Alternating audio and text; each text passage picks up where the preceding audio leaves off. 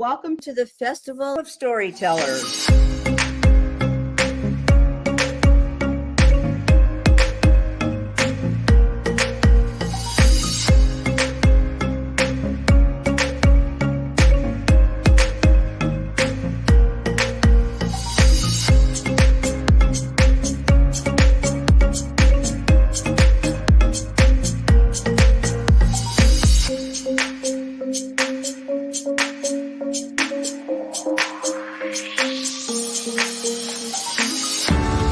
I can't tell you how excited I am to be on right now.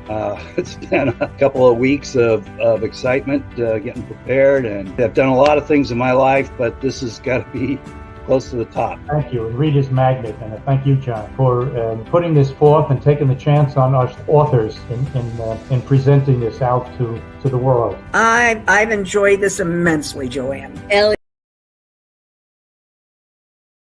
Welcome to the Festival of Storytellers.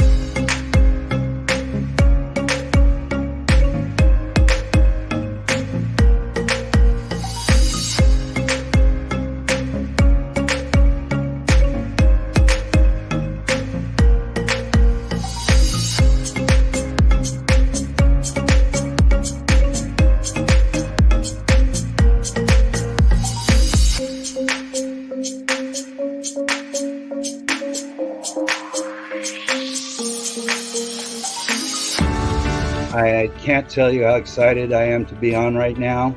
It's been a couple of weeks of excitement getting prepared, and I've done a lot of things in my life, but this has got to be close to the top. Thank you, and Reader's Magnet, and thank you, John, for putting this forth and taking the chance on us authors in presenting this out to the world. I've enjoyed this immensely, Joanne. Ellie, so have I. Thank you for who you are, and thank you, Reader's Magnet. You all are beautiful, and you've worked so very hard, and we are blessed. We are. I thank everybody that's involved with this process, because we know writers need readers and writers need publishers. We thank Reader's Magnet and everybody that's involved. I love Reader's Magnet. They say, we share your stories with the world.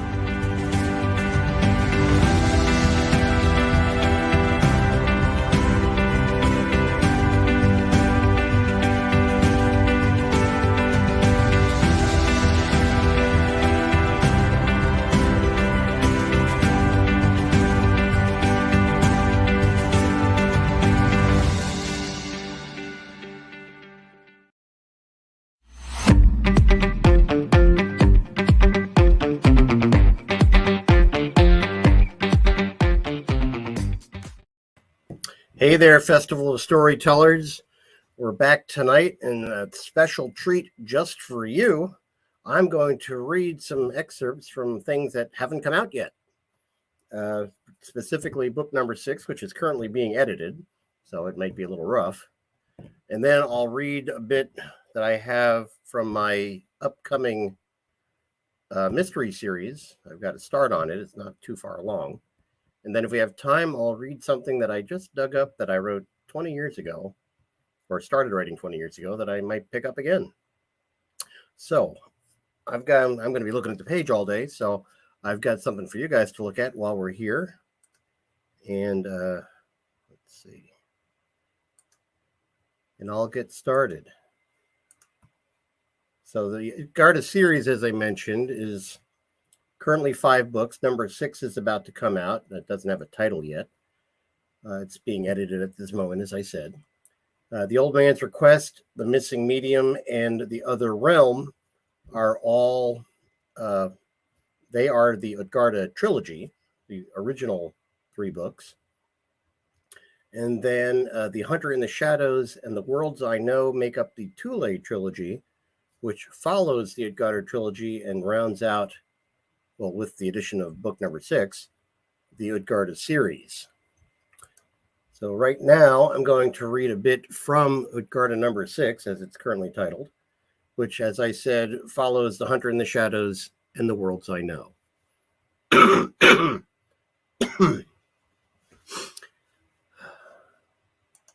It felt as if all her blood had flowed to her feet when the blasts of the horns approached from the distance, increasing in volume each time. The Haut were instantly reanimated. Their leader looked at the warriors, and the captives were set gently on the ground. Jathos hissed at Pango, what seemed to be a less aggressive manner, and pointed to Anna. He says the God King welcomes the scion of the Cataclysm and invites you to an audience this evening. The Neohot seemed awed at this information, as did Zell.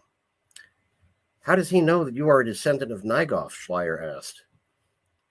Probably in the same way that the primate of Bryn did, Hela said, through a vision. Without ceremony, the Haut started moving. When they did not immediately move, Anna and her team were prodded by the warriors behind them. The procession moved quickly and silently, seemingly to blindly following their leader. The terrain became increasingly less solid as they progressed, but the wide feet of the Haut were not impaired. When their honored guests, as Pango had said they had been described, started having difficulty, the warriors picked them up again, more gently this time, and carried them. They walked through the smeltering swamp until the sun was just dipping behind the tallest trees. When the jungle gave way to the lake. In the center lay the city that Anna saw in her dream, where Sobek had been a prisoner and was led up the great central pyramid in the center. The structures rested within the waters of the lake itself, with floating pathways between them. Behold, Pango said dramatically, Ithkant Tol, the city of the God King. The city was much larger than Anna recalled. Mud-colored structures stood in the waters, surrounding the great plaza. Beyond it stood the great pyramid, which was taller than the one Anna Enlightened had climbed in her vision, and surmounted by an enormous reflective disc that appeared to float over the flat top. The Haut raised their weapons and hissed in unison. The trumpeter blew his horn. Zell and Hank reacted to the sudden cacophony by drawing their swords. The warriors flanking them did not seem to notice, but Pango glared at them. Put your weapons away, he whispered insistently. This is the most sacred place in Neohut. Do not show anything except the greatest reverence for Ithquandar, the God King. We are far beyond any possibility of fighting our way out now. They organized their guests into two columns. Anna, followed by Oscar and Hank on one side, Zell, followed by Pango and Hela on the other. Zathos started humming or chanting. Anna could not tell which. The procession passed between the twin Haut-shaped stone pillars and crossed the floating bridge to the central square. By the time they had crossed to the plaza, a crowd of Haut had assembled, leaving a wide path across the square to the base of the palace and the God King. There were no sounds as they crossed to the center of the plaza. Jasos went quiet when they reached the near side of the large mosaic in the center. Anna followed as all eyes moved to the pyramid, where a procession was descending from an opening approximately 2/3 of the way up to the top. The figures were all Haut, but too small to distinguish, aside from the one whose raiment reflected the sunlight and blinded the newcomers as the rays shone in their direction. The Haut and the crowds lowered their heads, and the warriors thrust out their spears in a martial salute as the royal court approached. Anna averted her eyes reflexively as the God King of the Haut approached and kneeled as he arrived at the opposite side of the design on the floor. Another Haut hissed in grandiose, almost musical manner. He must be the herald, Anna thought. She could not understand the speech, but she knew it was probably the standard litany of titles and accomplishments that announced the arrival of rulers everywhere. Another functionary formally spoke with Jathos, and then Anna's face was gently raised by the softly scaled hand of the Haut ruler. To her surprise, the God King of the Haut was smaller than most of his peers. His stature was accentuated by the tall Egyptian-style crown he wore. His face was curious and regal, but his eyes revealed a friendly, hopeful demeanor. A functionary hissed at his ruler in what Anna took to be an advisory manner, but the God King waved him away. He scrutinized Anna's face and turned her head from side to side before looking beyond her to her companions. Then he looked back to Anna and smiled. A waved hush of surprise erupted as the ruler of the Neahout, God King of the Hout, lifted Anna to her feet and gestured for her to walk beside him. Anna advanced to the indicated place, but then looked back to her friends. The God King noticed her hesitation and hissed to his advisor. The functionary hissed back, but the monarch turned and snapped his muzzle. The advisor bowed as he stepped back and gestured for the others to follow at a respectable distance. So that was a chunk from book number 6, as yet untitled, the final part of the Thule trilogy and the end of the Utgarda series. That scene happens to correspond with the cover. The crocodile people are the Hout, and you can't quite tell, but the bald guy is the Neahout. The Hout are the crocodile men, and the Neahout are their more evolved descendants. So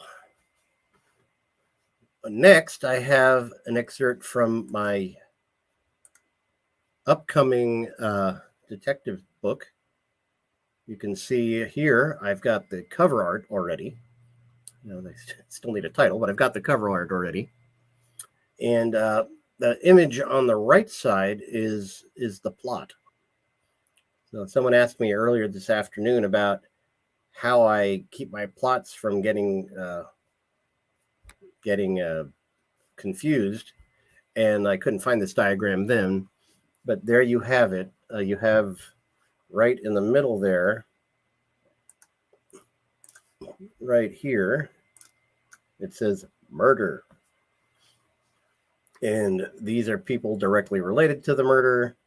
And then these are people directly related or related to them. And there is some overlap. You can see the darker lines are plot points. The gray boxes are dead people or will be dead people. We'll find out in the course of the book. But for right now, here is an excerpt from Larry Noden's number 1. As yet untitled, it's not finished. Alice walked briskly down the dark street. The shadows seemed to lurk everywhere, and the squeak of her black patent leather boots seemed to echo loudly with her every step. Nevertheless, the street was deserted and uncomfortably quiet. She no longer heard the thump, thump, thump of the club only a few blocks away. It had been so loud that she felt it more than she heard it. Alice's boots matched the patent leather strapless bra and the thong that stood out prominently through her transparent, day-glow yellow plastic mini dress that glowed slightly in the dark. Merrily had said that this club in Little Lang was the place to go to be selected, and she had been. Alice supposed that the old anecdote about blondes having more fun was true. Alice was definitely hotter than Merrily, especially in this outfit. But the Overlord was clearly into Merrily's bike shorts and bustier look. The four-armed blue alien hunk had cut a path straight through the crowd to where the two had been gyrating on the dance floor and abruptly bumped the brunette aside to dance with her blonde friend. Alice was accustomed to the attention that seemed to follow Merrily, but it hurt all the same. Sure, she had collected some of the humans Merrily had passed on, but she knew that she was always the second choice. This time, however, her friend had abandoned her. Well, perhaps not abandoned. One moment they were dancing together, then Merrily and the Overlord were groping each other right there on the dance floor, and then they disappeared as a bolt of blue lightning erupted and shot through the ceiling to wherever the Overlords go. They had taken the underground to the Chocho Cultural Center and followed the music through what seemed now to be a labyrinth of narrow alleys and courtyards. Her only landmarks were the ominous black towers that appeared throughout Dilath Lane when the Overlords first arrived. The huge, featureless monoliths rose from the decrepit and weather-worn buildings festooned with the strange characters of the Lengite language. From her perspective at street level, she could see the shaft of the Chocho Tower against a dark purple sky. As usual, she could see the stars rearranging themselves in the cloudless sky as they did every night. Alice headed up the sloping hill toward the alien structure. She knew that Ivy Town was only a few blocks beyond, and once in that always brightly lit and crowded neighborhood, she would be safe, or at least as safe as one could be since the coming of the overlords. But first, she would have to cross Chotown. Alice froze as she heard a scraping noise from somewhere. She listened intently for a few moments, but did not hear it again. She quickened her pace. The rapid squeaking of her boots reminded her of Bram's bed that night. She smiled, welcoming the distraction, as she walked purposely toward the black tower. Then she turned a corner and saw it, a ravager. The giant alien predator had a corpse of an old woman in its talons and was sucking out her innards with its multiple suckers that protruded from its face. An offering. Alice's stomach lurched as she watched blobs of matter distend the flexible tubes as they traveled into the creature's mass. Despite the phosphorescence of her dress, the creature had not seemed to notice her. Alice stepped backward into the dark alley and absently drew the little can of mace from her micropurse. She was not sure if it even worked. She was mesmerized as she watched the carnage from around the corner. Then she felt a piercing pain as two long blades burst from her chest. Blood clotted the inside of the transparent dress. Something thick wrapped around her neck, constricted, and teeth in it bit into her skin. Alice fumbled with the mace and pointed it behind her over her shoulder. She pressed it on the top, but nothing happened. Alice's vision was turning red as the twin blades left her body in opposite directions, one of them slicing through her left forearm. Her head and chest hit the ground, and Alice watched her lower half bend at the knees and land beside her. The wrap around her neck was abruptly pulled away, all but decapitating the dying woman. The last thing Alice saw was a can of mace with "Remove pin before shooting" clearly marked on the label. Murder. Larry Nodens pulled a Jaeger from the pack and lit it with the car's lighter. He inhaled deeply and blew the smoke out his nose in little puffs. Then the detective opened the door, stepped out of the car, and donned his hat. The Shantak had a few miles on it, but it was big and solid and had never let Larry down. They made good cars in Sarcommand. He ran his fingers along the fins as he strolled toward the mass of officers gathered at the entrance to an alley. All around, the blue lights flashed on the patrol zoogs. How they expected to police a city like Dilath Lane in clown cars, he did not know. It took two of them to block off a street, and he was pretty sure the bad guys, who would have the sense to drive real cars, would probably just plow through such a barricade. But that was above his pay grade. The sentry officer at the yellow tape recognized Larry. He was hard to forget. At 5'6", he was short for the police, but Larry had been on the force since before the arrival and had a track record that could not be put aside on account of the new standards. He wore his usual gray overcoat and a battered trilby over his short, graying black hair. Cold, piercing eyes sank below bushy eyebrows. "What do we got?" Larry said to the commander on the scene, a burly sergeant named Matt Dillon. "Mangled pieces," the veteran officer said nonchalantly. "That means already here." As Larry started past him, the sergeant added, "He's here too." "Of course he is," Larry muttered. He rounded the corner into the alley, now illuminated with floodlights. Frank Murray was crouched over a scattering of body parts, examining them with an extendable pointer. Standing not quite over his shoulder was a tall, muscular man in a brown suit who smiled broadly and briskly intercepted the detective. "Larry, how nice to see you again," Dan Oikos said, taking the detective's hand in his and putting his other arm around Larry's shoulders. Oikos was an agent of the Ravager Analysis Task Force, or RATF. whose responsibility was to minimize the disruption caused by the coming of the overlords in the mind of the public. I know you have to come and take a look for yourself, but I assure you this is just another rad. There's a regular offering site right over there in Shan Square. I'm not convinced this is a Ravager-attributed death, Dr. Murray said. The medical examiner pointed to various small pieces of viscera and said, to begin with, the victim was neither exsanguinated, as evidenced by all the blood that is collected in the remains of this garment. He indicated the scraps of transparent yellow covering, nor depleted her body of fluids. So the victim is female. Yes, you can tell by the hips, late teens at the most. Her left arm appears to have been severed. Murray leaned to examine it closely. By something straight and very sharp.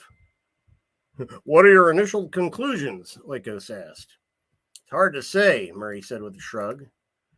There really isn't much to work with, given the vermin mastication. But I've worked with less, but this one is in the top 5. So she wasn't eaten by a Ravager. Certainly not. Judging by the bite marks and lack of skin, I would guess a pack of dogs and a swarm of rats each took their share. What I can tell you is that she was killed by a large puncture or pair of puncture wounds. The largest collection of blood was inside her dress, but there are parallel sprays to either side. I imagine she was stabbed in the upper abdomen from behind with 2 sword-like implements that were then removed from the body with simultaneous slices outward from the center. Yes, that would explain the arm severing. That would take an extraordinary amount of strength, the RATF agent said emphatically. Also, the neck is most interesting. You see these cuts in her vertebra? He pointed at the exposed bone. The killer wrapped something around her neck, something wide and serrated, and nearly decapitated her. Any identification? That's going to come down to dental records, I think. Her teeth is about all that is intact. The doctor's face took on a curious expression. Aside from her groin, there doesn't appear to be any damage there. Even her undergarment is still undisturbed. I think we have enough to rule out a rad, Agent Oikos, Larry said politely but officiously. So if you would please leave my crime scene, I would be most appreciative. Oikos raised his hand. As you wish, Inspector, he said with a broad smile. But I'll be around if you need me. Larry turned his back on the agent, though he listened as the footsteps receded and eventually disappeared. He looked over to the victim's corpse. Her eyes were wide open, but there was no fear in them now. There was only the emptiness of death.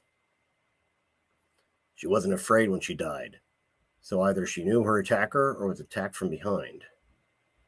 This might be useful, the medical examiner said, retrieving a well-gnawed forearm from beneath some trash. There's a faded stamp on her left hand. He pointed to the image of a conical thing with several stalks or appendages coming out of the top that was pressed into the skin with yellow ink. Any signs of nanotech? Larry took a photograph of the image with his phone and then scanned it. Cadith Club on Zelazny Prospect, he said, reading the display. Number 3792. That's all for now, Murray said. I'll have more for you after the autopsy. Now it's chapter 1. What do you think so far? Is anybody there? Are you having a good time? I'll take that you're riveted. So here comes chapter 2. Larry drove the Shantak through the narrow streets of Little Lang, the shabby neighborhood that sat between exotic Chowtown and the enlightened and independent Ulthar.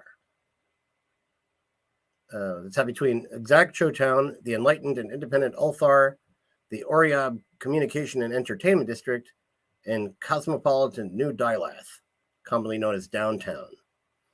Of all the districts in Dilath Lane, Larry found Little Lang the most unnerving. The people in Little Lang came from the vast barren plateau to the north of the Serenarian Sea. In spite of the more temperate climate in Dilath Lane, The Langites were always covered from head to toe with the exception of their wide, smiled faces and their long-fingered hands. Like most of the city, the buildings of Little Leng were mostly 3 stories. But here, in the daylight, they were all old and decrepit, with fading paint, steep roofs, and tall, narrow windows that looked more like arrow slits. The signs and advertisements throughout the district were all written in the undecipherable Lengite alphabet. Little Leng was also the site of this selection. The overlords required breeding stock. It seemed that they could only breed with each other. They could not breed with each other. Little Leng was selected as the area where the overlords would choose their mates. The law required any picked by the overlords to go with them. Most were never seen again, but those that resurfaced were showered with riches and fame. As a result, everybody wanted to be selected, and they flocked to the clubs of Little Leng to get noticed. The Cadith Club was one such selection site. The nondescript brick structure mirrored the neighboring buildings with the exception of a large neon Yithian that dominated the second floor. Larry parked in an empty spot in the front of the club and stepped out of the vehicle. "You can't park there," the doorman said. "That's for dropping off and picking up only." He was big and muscular with a face only a mother on acid could love. "Only during business hours," Larry said, flashing his badge. "And I've seen the morgue more active than this place is now. I need some information. Were you on duty between midnight and 2 o'clock this morning?" "I don't know nothing." "Then I'll talk to someone who does." Larry ducked under the giant's outstretched arm and pushed through the revolving door. Inside, the Cadith Club was all red velvet with gold accents. Stairways wound up to the second floor on either side, while open double doors revealed the shadowy dance floor beyond. "What can I do for you, officer?" a small man in a worn and wrinkled tuxedo said. "You are?" Larry asked. "Mortimer, sir. Lawrence Mortimer. I'm the assistant manager of the Cadith Club." "Okay, Mr. Mortimer, Larry said, flashing his badge. "I need to know the identity of one of your guests from last night. She had a palm stamp, number 3792. "That should be easy enough to locate," Mortimer said. "Please come with me." Larry followed the manager through a concealed door in the lobby. The office beyond contained surveillance equipment and other electronic devices. Mortimer sat at a terminal and started typing. "What was that number again?" 3792. Mortimer typed quickly, and a record appeared on the screen. "There you go, Inspector. Edith Hines, 54 Clover Place in Ivytown." Larry scanned the displayed data. "That says that she was 36 years old." "So?" "The dead girl we found the remains of up in Shin Square was in her early 20s at best. She probably had a fake ID, so that name and address are bogus. Do you have footage of last night?" "Of course." "Well, let me see it." "Now, see here, Inspector. I have provided you everything that I am required to by law. If you want to see that footage, you'll need an authorization from the overlords." "How's that?" "Club Cadith is the premier selection site in Dialath Lean. As you know, the activities of the overlords are protected from scrutiny. So if you want to see any of what was recorded last night, you'll need dispensation from the overlord authority." Mortimer cleared the screen and rose from the chair. As he pushed the door open, he said, "Now, if you'll excuse me, I have work to do." Larry arrived at the police presidium. The road in front of the gate was filled with chanting protesters. It was a large building made to look like an Acadian fortress. It was the new city hall, as well as the headquarters for the police and the fire department. "Rad them all! Rad them all!" they shouted. Some held signs depicting a large, angular being sodomizing a caricature of the president of police. Protests in front of the headquarters of Dialath Lean Police Department were not uncommon. The police were the face of authority that most citizens encountered. Their mandate was to enforce the human laws of the city, but their apparent apathy or collusion with the whims of the overlords rubbed the disenchanted the wrong way. Some uniforms and riot gear dispersed the crowd to allow the Shantak into the police compound. Once the heavy iron gates were closed and he was parked in the stall, Larry stepped out of the car and walked toward the entrance. As he stepped through the door, Larry collided with Bruno Tomacek, another member of the Criminal Investigations Bureau. Bruno, Larry said. What's going on out there? Haven't you heard? The detective replied. Prespol's daughter killed a ravager last night. As you know, the penalty is normally to give the perpetrator and all of their immediate family as live offerings. Since Prespol is in with the overlords, the mob wants to see that justice is done. Sticky, Larry said with a nod. Is Kosit in? She was heading for the WC when I left the office, but she's probably back at her desk by now. Tomacek glanced back toward the door. Larry flipped the toggle on the call tube. As usual, all 5 portals were already activated. Larry glanced at his phone to check the time. The surface displayed an image of Larry and Sam when she was 14. She was mock frowning, pulling the Dylas City Raptors sweatshirt down to display the leaping reptilian logo, with the jaws and claws reaching out for the viewer. She was as tall as he was then, but still kept her dark brown hair and pigtails. Like all 14-year-old girls, she had been fascinated by the blood sports and was infatuated with the massive armored belligerents. She had been particularly attracted to a scrapper called Swiftclaw.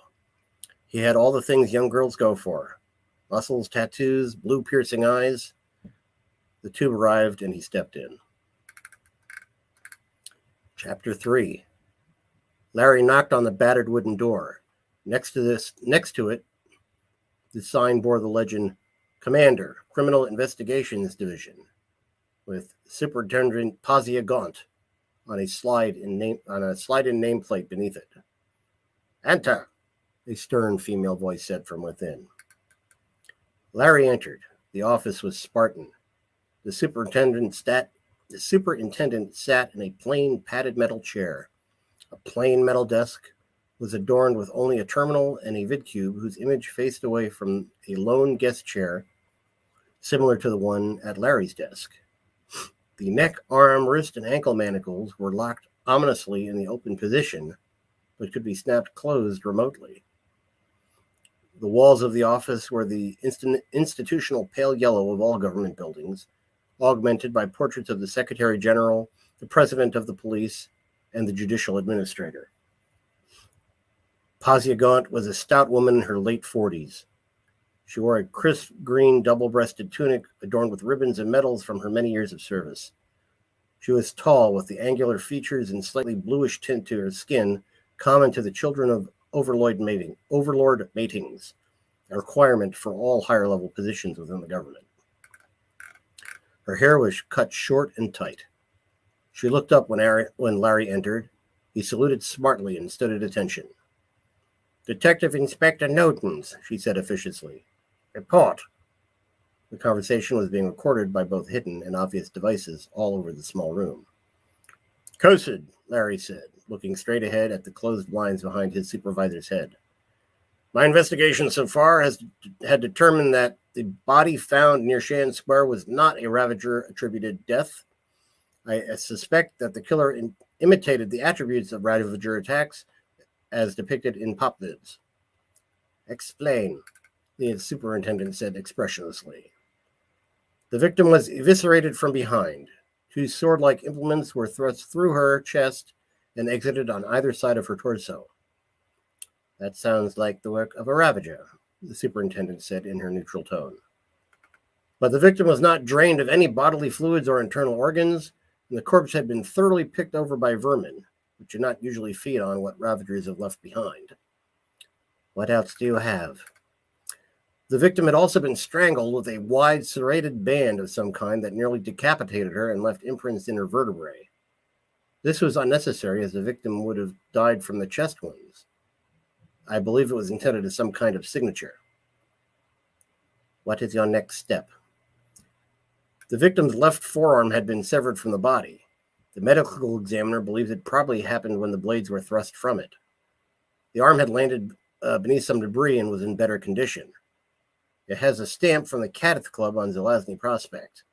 I went there, but the manager would only provide me with the reported name assigned to the stamp, and Edith Hines of 54 Clover Place in Ivytown.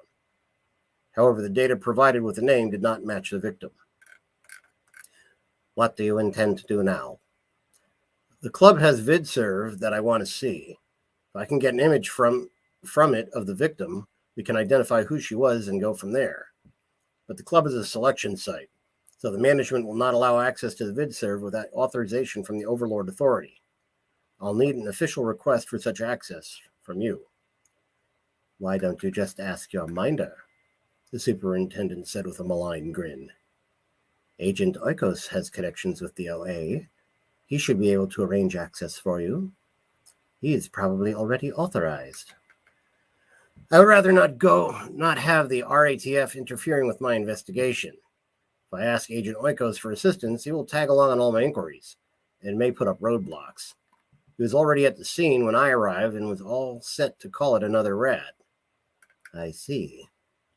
She looked Larry intently and seemed to peer through him as she said, So you do not trust our sister service to protect the interests of the overlords and the citizenry of Dilathleen? Not that, sir, Larry stammered. A sharp pain erupted in his head, as it always did when she looked at him like that. I just think that the interests of the overlords and the citizens are better served with an independent assessment of the situation. Pazia Gaunt's face adopted that unpleasant smile she wore when she was satisfied with the answer or plotting something. Very well, Inspector. I will make the request to access the Kenneth Club VidServe for last night. Thank you, Kosid. I would like the footage from 10 o'clock on Solitude Night through 4 o'clock on Intimacy Day morning. Noted. Dismissed.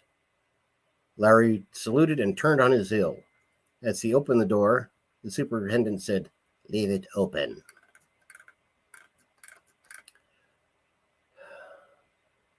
Larry watched his bowl with lingering dread as the noodles stopped moving and turned belly up in the broth. Mr. Jinpo looked on with amusement. If you don't like the Nakarumpuluka, the restaurateur said, shaking his head, I could bring you something more to your tastes. I like it, Larry said hesitantly. Just not the moving part. Then why do you order it every day? Jinpa said with mock irritation. Larry stabbed the flat, wide strand with the two-pronged fork customarily used with Chocho cuisine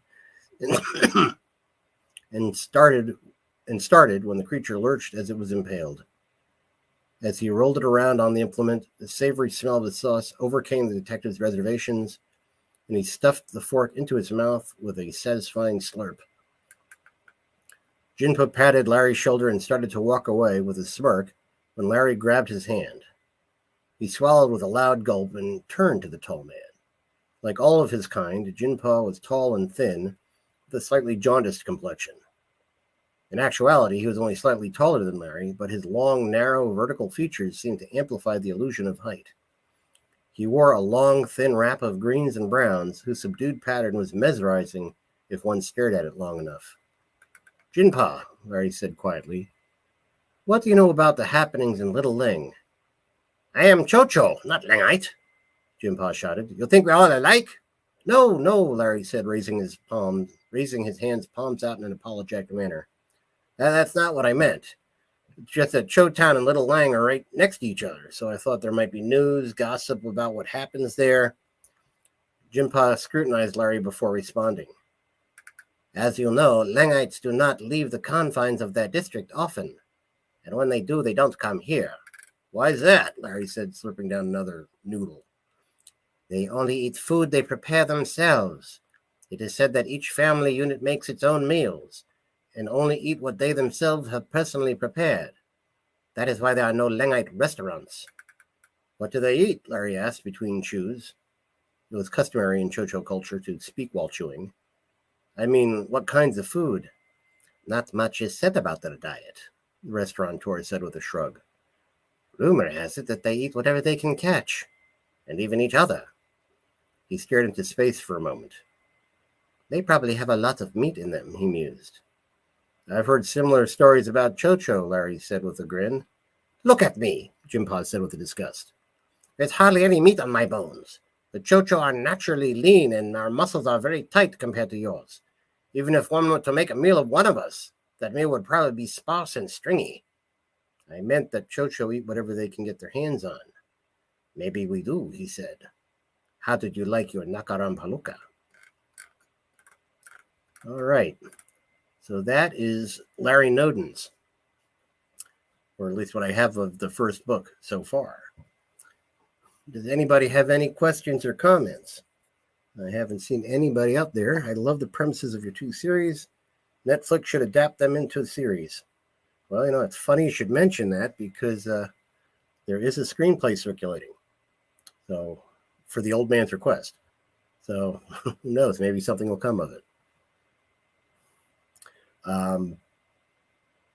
Yeah, so that is a possibility. Yeah, I'm really enthused about Larry Noden's. I've got, I actually wrote the first book, but it had a lot of holes in it. So I'm rewriting it from scratch to make it more, I hope you like it. Well, it all depends on how they put it together. If it even gets picked up, we'll see. Yeah, so I wrote that one originally called Designed for Slaughter. But as I said, it has a lot of holes in it. So I'm redoing it from the start to make it more coherent. Let's see. All right, we've got about 20 minutes left. So I'm going to give you guys a special feature. This is a story that I wrote in 2001, or started in 2001, that wasn't finished, and I haven't looked at it until yesterday.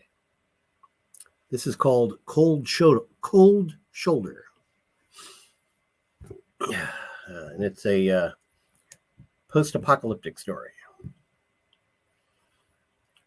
Gunter Mahar, warlord of Karhu, concealed a malevolent smile at the youth kneeling, head bowed before his throne. The boy was nervous and shaking amidst the crowd of wolf-skinned warriors in the great hall, and he had probably peed in his pants. That would be uncomfortable in the below-zero temperatures on the return journey to his home village. What does Whitsend offer in exchange for the ancient medicines you request? The warlord queried in his loud, booming baritone. The supplies are limited. We offer whatever the warlord requires, the boy said meekly, attempting to convey conviction. My brother has been bedridden for many weeks, and his condition does not change. The medicine hand says that without the ancient cures, he will die. He paused to regain his composure. We are prepared to make sacrifices if necessary. The warlord thought contemplatively for a moment, or at least that was the impression he wanted to leave, and glanced at the high priest of the Earth Mother standing to his left. The priest nodded furtively. Very well, then, the warlord decreed. We will provide you with the medicine you require from our stores. We will deliver our terms within the week. Thank you, my lord, the boy said through the tears he tried to hide. With that, a pair of lesser priests emerged from the throng of warriors. They gently took the boy's arm, lifted him to his feet, and guided him out of the chamber. He was aware of something. He was cold, but something was warming him, had warmed him to this point, and continued to do so. After a few moments later, he was aware of light. It was probably dim, but it seemed like staring into the sun. Something else caught his attention.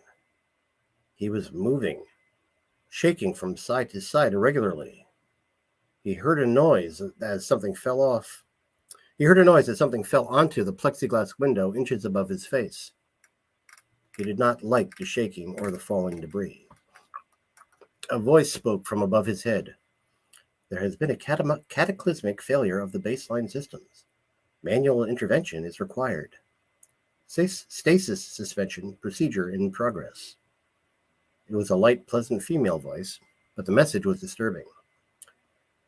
He tried to move, but his atrophied limbs were sluggish. Using all his strength, he tried to open the metal tomb he was encased in, but he could barely lift them. Through the window, he could see the ceiling now. It was stone, and cracks were forming. His body was approaching normal temperature, and his pounding against the top of the cryotube was growing more forceful. In a rage, he headbutted the window, but there was no effect. After a few minutes of his own personal hell, the lid of the cryotube slid back awkwardly, allowing the falling debris to strike his naked body. The voice said something, but he was in a full panic. With all his strength, he climbed out of the tube, ripping the web of electrodes from his body. It was a bolt of electricity from somewhere, and he landed on the tiled floor, dazed. Instinctively, he rolled under the partial cover of the cryotube.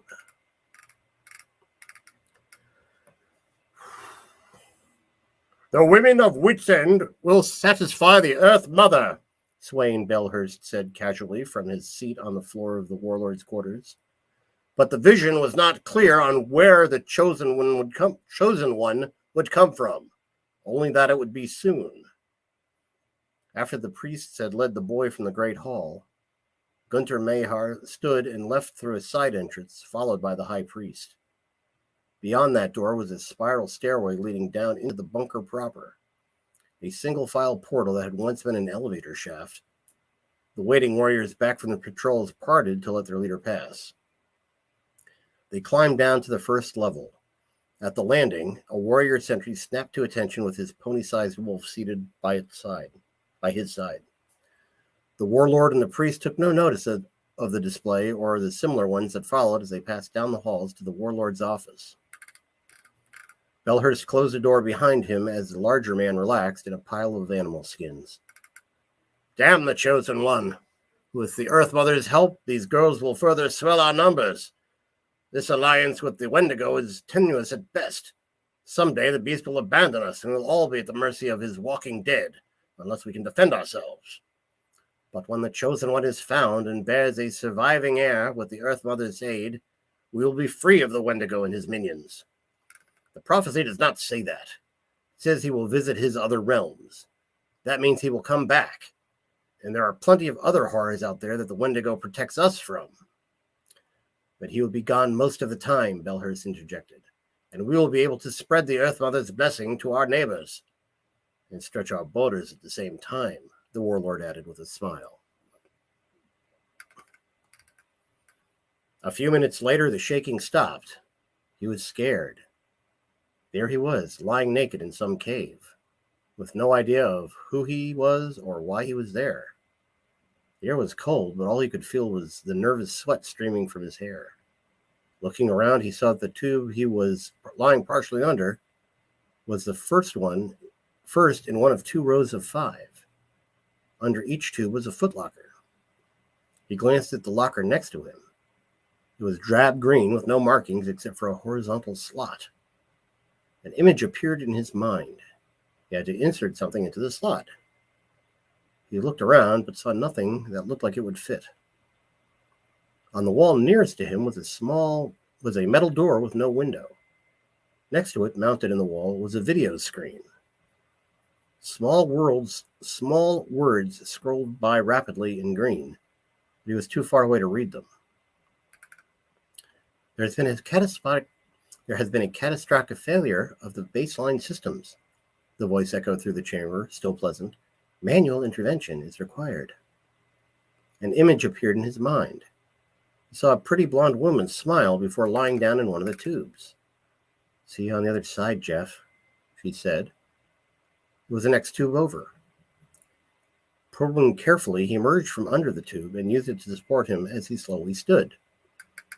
Glancing into the tube from which he came, he spied a small plastic card with a picture mounted in it. Across the top was written Morrow Industries, and under the picture was written Edgerton in ink. As he picked up the card, he found that the surface underneath it was reflective. The image looking back was very similar to the photograph. He loped over to the next tube, wiped away the frost from the window, and peered inside. She was in there. Examining the tube further, he saw a slot at the head end. He inserted the card into the slot. Team leader Jeffrey Edgerton, please place your right hand on the sensor plate. The voice came from a speaker in the tube. Next to the speaker was a metallic square. He put his right hand on it. Identification accepted. Reviving Diane Jeffries, team engineer. A light on the tube changed from green to orange, and steam began to flow from the foot of the tube. Jeff moved to the next tube. The window was cracked, but otherwise intact. The smaller blonde woman inside appeared okay otherwise. He inserted his card into the slot and placed his hand on the panel. Identification accepted. Reviving Sally Mackius, zoology specialist. Again, the light on the tube changed from green to orange, and steam appeared from the foot of the tube. He repeated the procedure with each of the remaining tubes and watched as steam filled the stone chamber. And there you go. That is Cold Shoulder, written in 2001. Your novels bring into memory the old comics that I read on archive.org, such as Web of Mystery, Forbidden Worlds, and Tales of Horror. Well, yeah, those are all reminiscent of the pulp stories that were published in magazines like Weird Tales and its ilk, Argosy, Dime Detective, Men's Adventures, and such in the end of late 1800s and early 1900s. Yeah, that's what I'm after. My stories are all intended to be entertainment, fun, light entertainment. No political statements, no hidden messages, just that. All right, we've got about 8 minutes left, so I'll take this moment. Next. All right, yeah. Speaking of pulp novels, another thing I'm working on is researching this fellow, Horatio Humberton, who is described as the original necrologist sleuth, funeral detective by day and detective at night. Sounds right up my alley. But his stories have not been updated since they first appeared in July of whatever year that was. I don't recall. But so there's a call out for proposals to write new stories featuring that character. So I'm looking into that. How do I turn off this pointer? I don't know. So I will, pointer options. There we go. Turn that off. There we are. All right. You mentioned that you'll be writing a detective story. Will it be a normal murder or supernatural?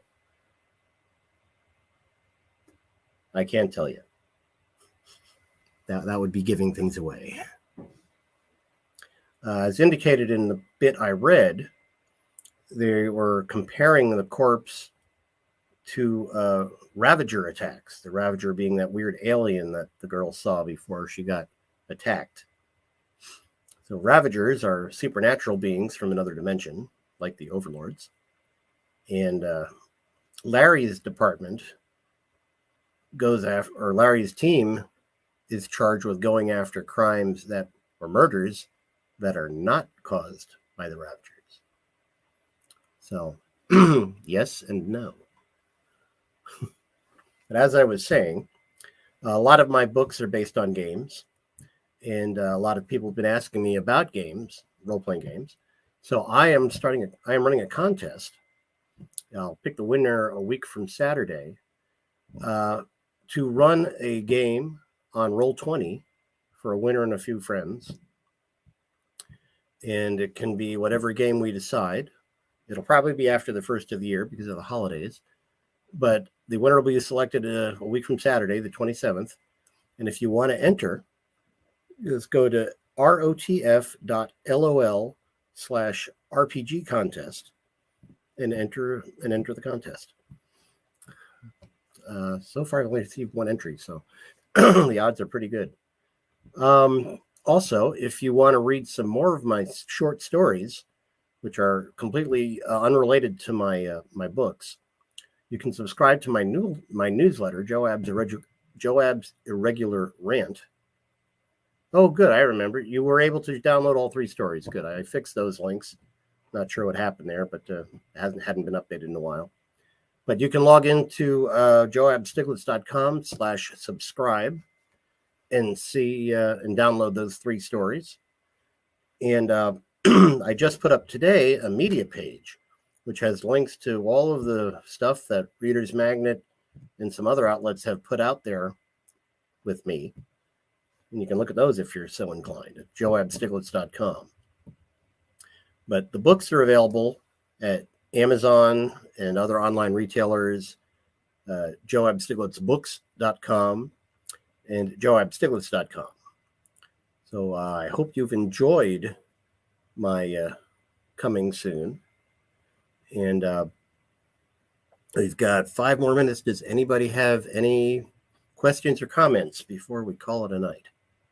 I will mention that tomorrow I will be back at 11:30 and again at 3:30, and that will be it for me here at the Festival of Storytellers. So if you have any questions, it's a good time to ask them, or tomorrow will be your last chance. So, anybody? All righty. joabstieglitzbooks.com, and I will see you all tomorrow. Have a wonderful evening.